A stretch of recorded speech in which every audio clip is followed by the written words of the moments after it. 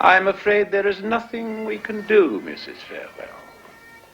From Colonel Clutie's notification, it would appear that your husband never succeeded in making contact with that savage.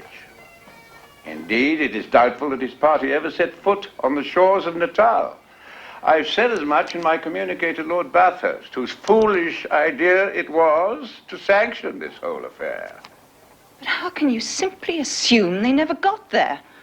There is no mention of them in any of the reports we've received. One report, Sir Charles, one miserable report from a messenger from God knows where, tells you Shaka is dead, and you believe him.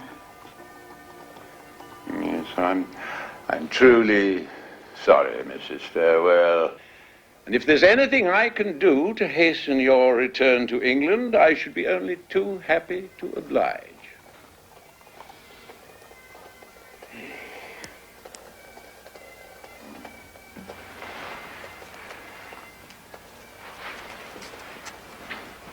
Mrs. Farewell, anything to help?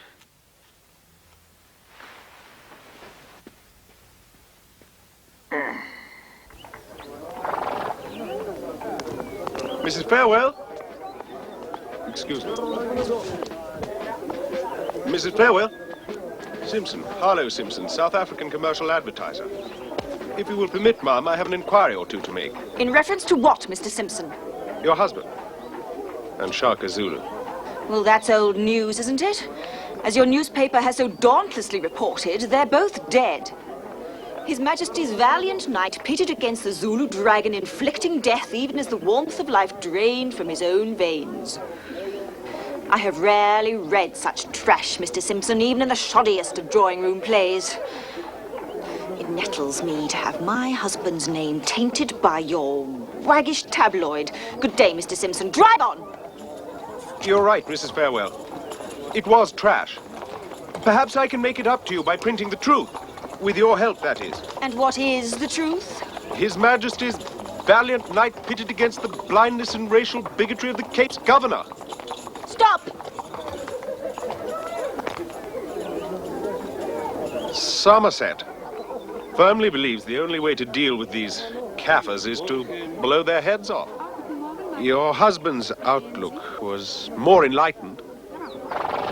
His eulogy could be a valuable lesson to the future administrators of colonial Africa. But then there's no reason to write a eulogy, is there? He's alive, isn't he? And on what do you base that assumption, Mr. Simpson? Your intuition, and the fact that you came to see Somerset to help find your husband. Well, I admire your resourcefulness, Mr. Simpson. But I suggest you concentrate your efforts on more current topics. As I said, my husband is old news. Drive on!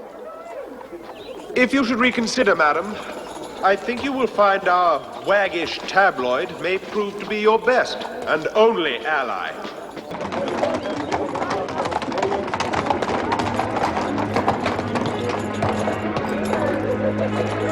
Elizabeth!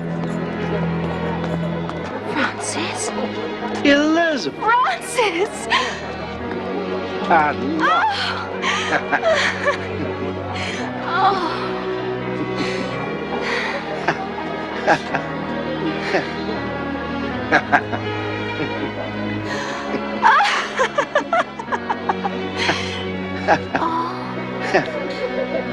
Do you think we could find somewhere a little more private?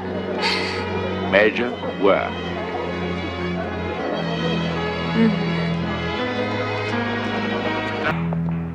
There's no reason to stay here, you know. I have comfortable lodgings more fitting an emissary of King Shaka. No. I must stay here. It's a point of principle, I must. I have to stay here with those men until those idiots take us seriously. Well, then let's forget the problems of empires and kings.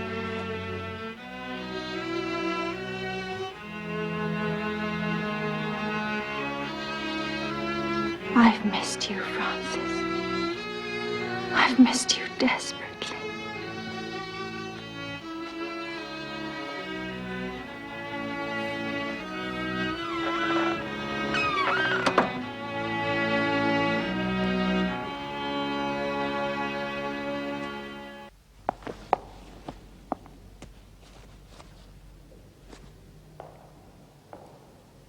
So many times in the last 3 years, I thought I'd never see myself like this again.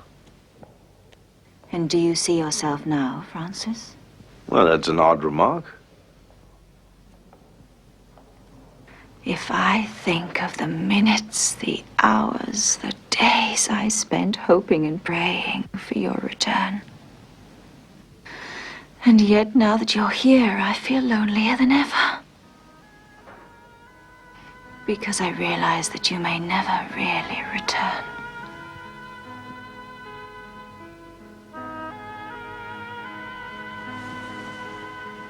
You've become like this image in the looking glass. Every detail of Lieutenant Farewell is there. Except life. Who owns that life? Shaka? Francis, I've watched you plunge headlong into ventures that would give cold feet to even the most brazen of men. Yet you've always survived. Because you have the capability of never taking yourself or the situation too seriously. You were always above the event, avoiding any real personal involvement. And it was that tongue-in-cheek spirit that justified your apparent recklessness that made you a winner. But it's different this time, isn't it, darling? You've cut loose all your emotional anchors. Your involvement is complete. Elizabeth, through no will of my own, I promise you that. No matter how well you play, you cannot always control the game in its entirety. Especially if your opponent is formidable. You just keep upping the stake, and then suddenly one day it's too late to quit. But it's never too late. You still have me. Well,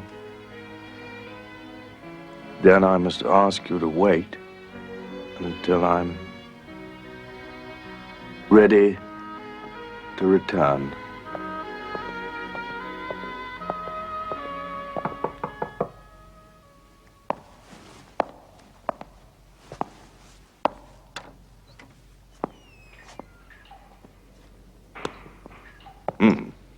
What news do you bring, Captain? The Governor's Commission have deliberated and reached their decision.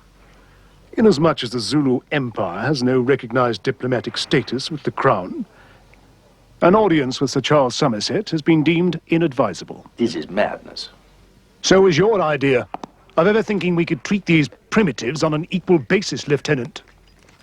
You and Mr. Wilkins are requested to board a ship for Plymouth at your earliest convenience, in order to offer His Majesty and the Admiralty clarifications regarding your involvement in the Zulu affair.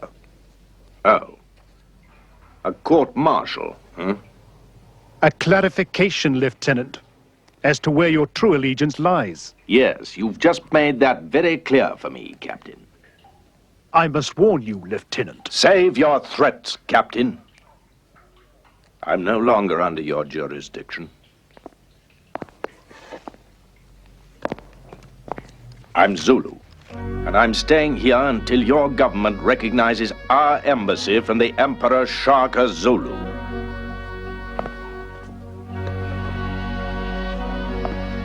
Most unfortunate, Lieutenant. A promising career, to toss all that away for some ungrateful savages. I couldn't agree with you more, Captain. Men like you and Lord Charles aren't worth it. Excuse me. Mom?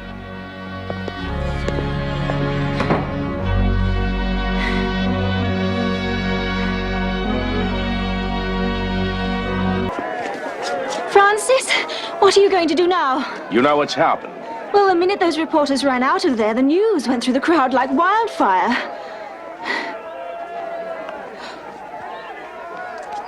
You can't play this game anymore, Francis. Shaka is not abiding by the rules.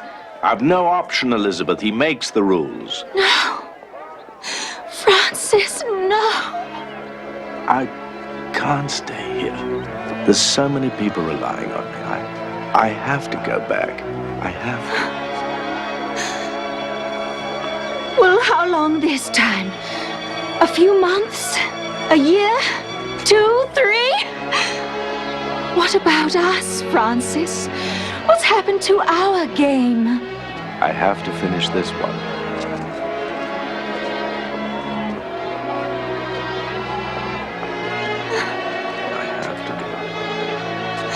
Just like that?